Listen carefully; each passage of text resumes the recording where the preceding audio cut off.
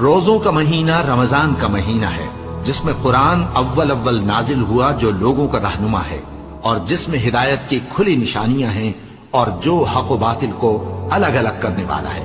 تو جو کوئی تم میں سے اس مہینے میں موجود ہو، چاہیے کہ پورے مہینے کے روزے رکھے، اور جو بیمار ہو یا سفر میں ہو تو دوسرے دنوں میں روزے رکھ کر ان کا شمار پورا کر لے۔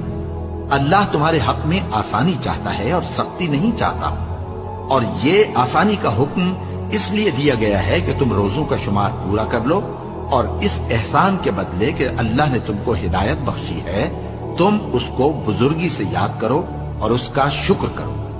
اور اے پیغمبر، جب تم سے میرے بندے میرے بارے میں دریافت کریں تو انہیں معلوم ہو کہ میں تو تمہارے پاس ہی ہوں۔ جب کوئی پکارنے والا مجھے پکارتا ہے تو میں اس کی دعا قبول کرتا ہوں۔ تو ان کو چاہیے کہ میرے حکموں کو مانیں اور مجھ پر ایمان رکھیں تاکہ نیک رستہ پائیں۔